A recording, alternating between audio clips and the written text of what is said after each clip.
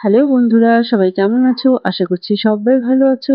আর আমিও ভালো আছি। তো কিরকম ভালো আছি সেটাই তোমাদের সঙ্গে ভাবছি শেয়ার করব। তো গতকাল ছিল ছোট পুচকুটার বার্থডে। আমি গত ৭-৮ দিন ধরে বাড়িতে ছিলাম না। তো আমার থাইল্যান্ড থেকে আসার সময় কৃষ্ণনগর, কলকাতা থেকে কৃষ্ণনগর হয়ে ভাগ্নির বাড়িতে ২ দিন থাকার কথা ছিল। তো সোনাটার বার্থডে বলেই কালকে ৳৭০০ র জায়গায় ৳২৭০০ গাড়ি ভাড়া দিয়ে বাড়িতে এসেছি। তবুও রাস্তায় প্রচন্ড জ্যাম ছিল। মালদা থেকে মালদা বলছি কেন, ফারাক্কা থেকে প্রচুর জ্যাম ছিল। ৭-৮ ঘন্টা রাস্তায় দাঁড়িয়ে ছিল গাড়ি। প্রচুর বিরক্ত হয়েছি। তবে গাড়িতে ঘুমিয়েই দিন কেটেছে কারণ ভীষণ টায়ার্ড ছিলাম।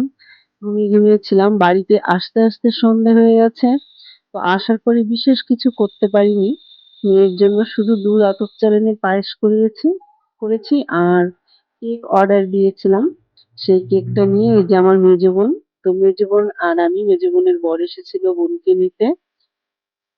এইটুকুই আয়োজন করেছিলাম। তো আজকে সকালে ওর জন্য মাটন আর চিংড়ি মাছ এনেছিলাম। ও ভালোবাসে।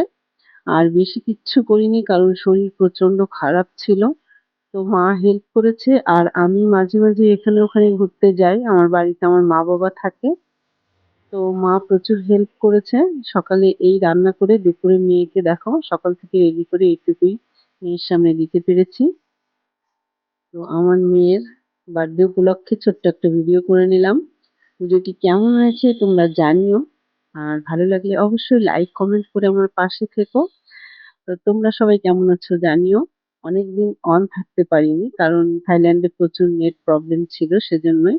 তো তোমরা কেউ কিছু মনে করো না। এখনকার মতো এখানে শেষ করছি। টাটা।